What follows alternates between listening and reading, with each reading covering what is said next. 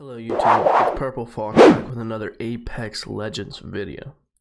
Today's video will cover what mindset you need to have to become a better Apex Legends player. Having the right mindset is the best way to outplay your opponent in just about any gunfight. Now, about 90% of players have a good shot because they play a lot of first-person shooters, and when you get to higher ranks, about 99% of people are going to have a great shot. But this barrier of good and great aim can be broken with smart plays and the right mindset to move swiftly through the ranks to the upper echelon of players. I would like to discuss this topic further in detail in the future by breaking down specific gameplay of mine and someone else's in the community and analyze this to give a better mindset going into the future. If you'd like me to put a video out going further into this more extensively, comment down below, ask me any questions you can think of. I will incorporate them into future videos. If this content helps you in any way, be sure to like and subscribe and turn on the bell notification to get in the latest information you need regarding Apex to stay ahead of your opponent. Alright, to get right into it and start discussing the mindset that you have to become better at Apex Legends, and to start with this, you have to start with what and how you're going to approach a gunfight in every single one. Not just one that seems to be difficult, not just one that seems to be easy and you just push and don't think of it.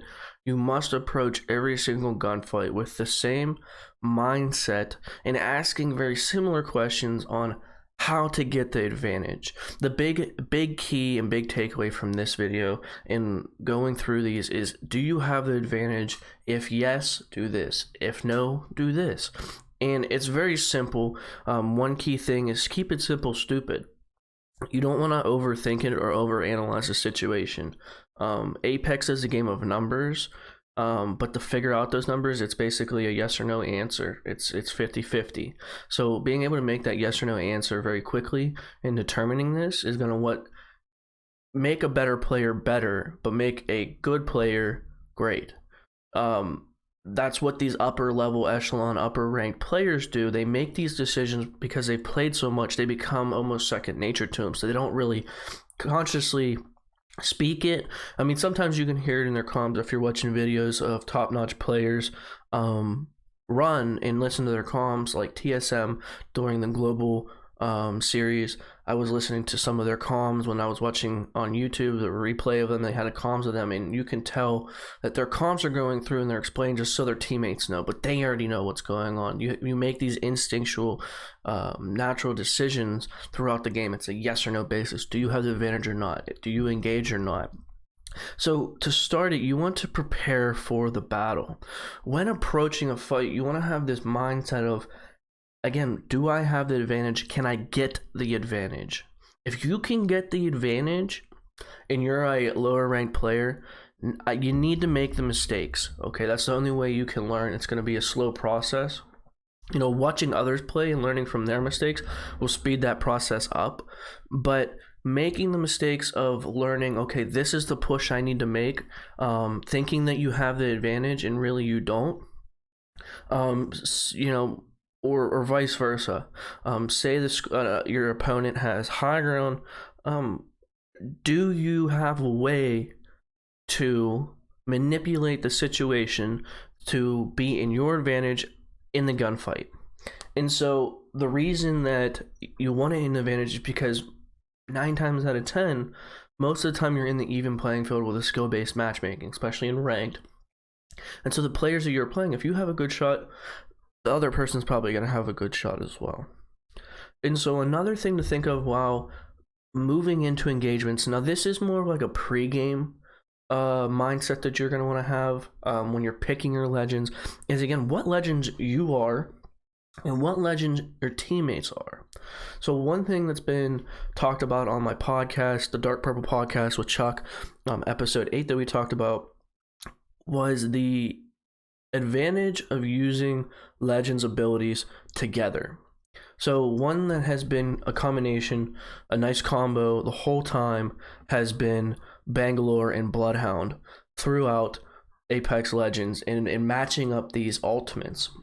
As more and more legends come out, more and more legends get certain reworks potentially. There's a lot of wiggle room in creativity that people can use to combo these legends.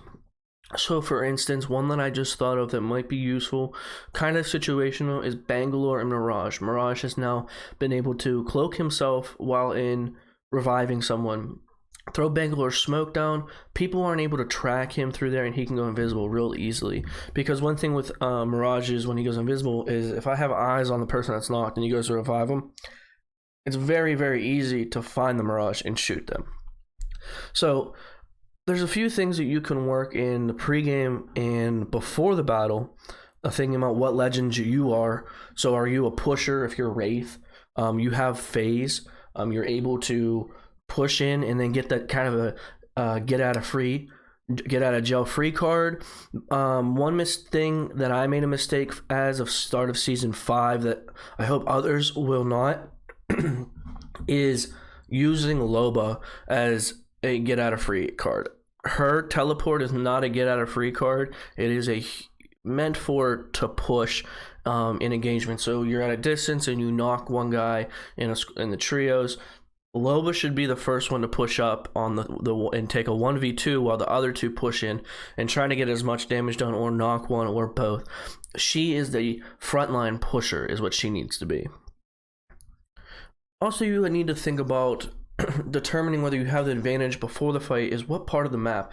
So as I touched a little bit on just a bit ago was high ground in having the advantage. I mean, high ground is king. So if there is some way and somehow wherever you are in the map, and say you have low ground, teammate has high ground, or opponent has high ground, is there a way that you can scoot around the map and try to get a different rotation on them? Is there a way that you can just be patient and wait for another team, try to draw a third party situation? Because if you can third party, I hate it. I hate getting third party, but it is part of Apex. I do it all the time. Third partying is huge on getting easy kills. This is where low level players who are not aggressive and scared to make that aggressive push into fighting lack and will struggle until they can get over that hump, is push third parties. You need to push at the right time, and again, it's going to come with making mistakes. You don't want to jump in a third party and then you're the one being engaged by both teams, because that happens. If you're too aggressive and you get in the wrong situation based off of your environment and the map, you get in this crossfire, your team, yourself, become the one that's actually engaged in the gunfight with both the teams where they're supposed to be shooting at each other. And so that leaves you at a huge disadvantage, and 99% of the time you're going to get shredded. And so these are the things that you got to think about. Do you need to be patient? Patience is a key part of an upper level player that lower level players do not show. And I've realized this in my game and my development. I have a lot of people within the community that have come out and talked to me about, are starting to play Apex and want to know what I'm doing to be in the high plat area. I'm not a diamond. I haven't been a diamond yet. I'm not a master or predator player yet. So I'm in the development of developing my game as well, and my skills, and so it's a learning process with the community and myself. But I have a lot of players that are done in silver, bronze, that are just starting to play Apex, and they want to know what kind of mindset I have. How do I get aggressive? When do I be aggressive? And the biggest thing is be aggressive and be overly aggressive in pubs. Learn in pubs what the situations are, because you're going to push into a situation, you're going to get lasered, you're going to die. It's gonna be frustrating. It's hard not to be frustrating and be negative. Even to myself, I get very negative every time I die, and I shouldn't. The questions that you need to ask is you need to analyze, why did you die? What did you do to put yourself in the situation to die? Did you miss your shots? Did you put yourself in a crossfire? Did you not give yourself enough cover? Did you not heal? Were you able to escape? Did you engage too soon? Were you not patient enough? These are things that you have to ask every single, as long as, even after you get a win, think about what you did correctly in that game, because there's a lot of mistakes that you can make once you get to an upper level player on lower level players, especially with just gun skill that you can make. There's a lot of mistakes that you can make, but you still will slip up even as an upper level player in gunfight if you don't play smart and have the right mindset.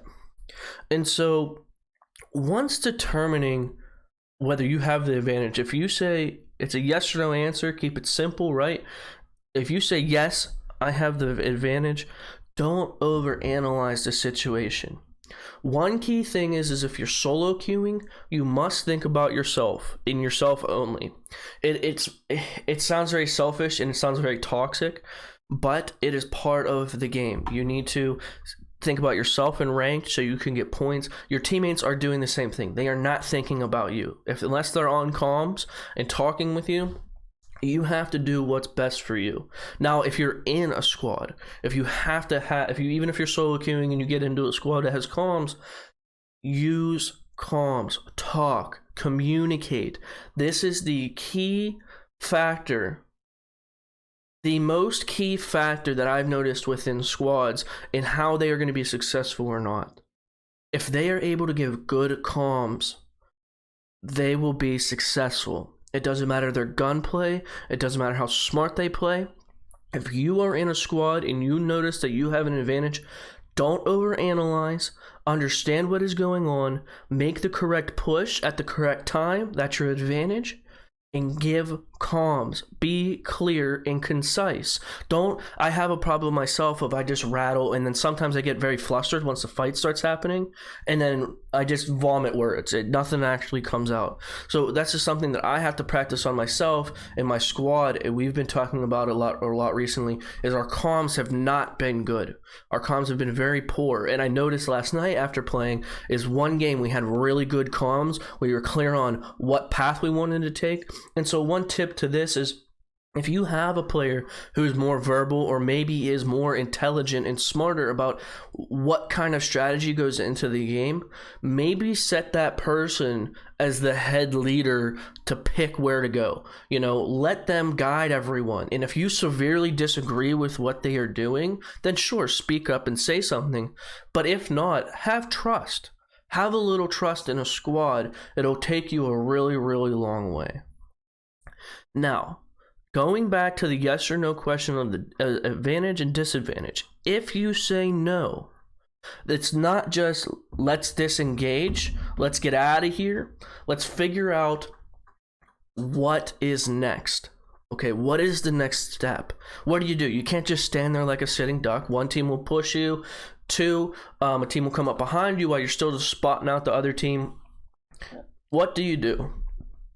And this is a big question because I catch myself in my squad a lot of times is if we get in a disadvantage of a third-party situation or we don't want to push another squad, we tend to sit back a little bit, and then you become stagnant and you don't have this moving. You always want to be moving in Apex no matter what. If you're looting or you want to get the best loot you can, you always want to be moving around the map. Becoming stationary at a silver or bronze, silver, gold to mid to high plat level is going to be more detrimental to you than it is. Once you get the higher level ranked play, it's a different story. The meta kind of changes, where it's hunkering down with certain players like Watson and Caustic. These are kind of the meta because people have such good shots. I mean, if you're anywhere out in the open, you're gonna get lasered in these higher levels. Whereas down in the lower level ranks, you're able to get away with that. You're able to basically float around the map and be more immersed within the environment and engage in more gunfights. Whereas it's more risky essentially when you're in the higher upper ranks. And so if you say no, be aware of what is going on. Is there more than one squad in the area? So one thing that I've done recently is I've been running crypto, as we can see in this video here and the show towards the end.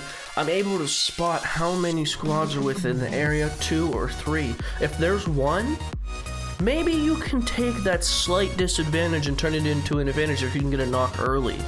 Or if it's 3 squads in the area, that's a huge prime situation to say nope, I don't want to be the ones to engage this fight because we're gonna get third party, especially in an area like farm on the Kings Canyon in the new map, or over by containments. These are huge areas for third party, and taking to be the one to engage in that first fight, especially when there's 2 other squads in the area, you're probably going to get third party 8 to 9 out of 10 times. And so these are things that you have to think about and look for.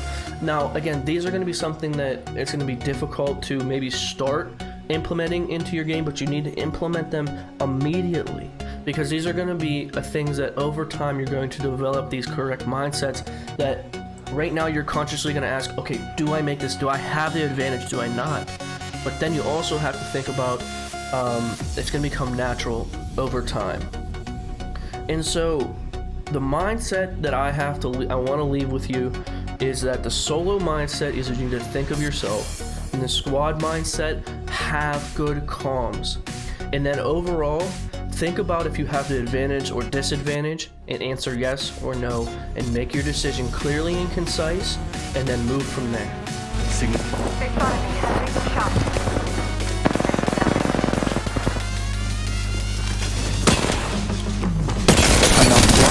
Got him. Reloading. Nice. Recharging my shields. What's the other squad? No. That was... Oh, fuck. Both of them.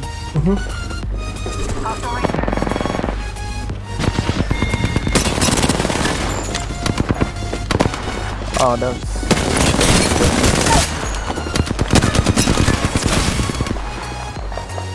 Recharging my shield. from me.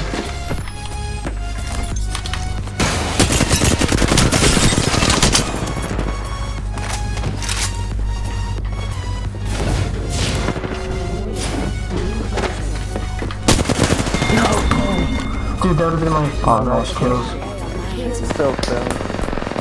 I couldn't shield swap. I don't know why. I thought I picked up that calming. I needed the calming. That's all I needed. I don't want that. Yeah. Champions. That was mega close. Damn.